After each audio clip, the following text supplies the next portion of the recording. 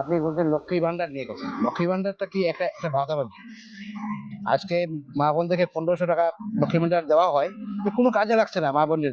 Maximum চলে যাচ্ছে অন্য রাস্তায়। এই এই 1500 টাকা না দিয়ে যদি একটা চাকরি দিত, একটা ঘরে একটা সংসার থেকে তো চলতো। এই 1500 টাকা যদি বছরে যদি পেত, তবে একটা গরিব সংসার চলে যেত। কিন্তু নাই, চাকরি নাই। চাকরি কোথায় গেল? সব হাওয়া। তা আমাদের দরকার তো চাকরি। আমাদের যুব সমাজ শেষ হয়ে যাচ্ছে। পড়াশোনার মান তো নাই।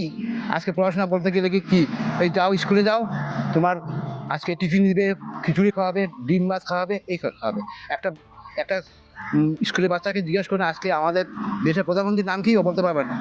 বলবে উল্টোপাল্টা কথা বলে, স্কুলের হেডমিস্ট্রেসের নাম জানে না, কিন্তু আজকে কি খাওয়ানো হবে এটা ঠিক বলবে না।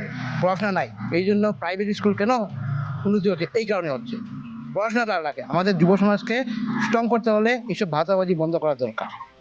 ভাতাবাজি দিয়ে লাভ নাই। টাকা এইসব দরকার নাই, আমাদের আগে চাকরি লাগে। আমাদের মেইন হলো চাকরি।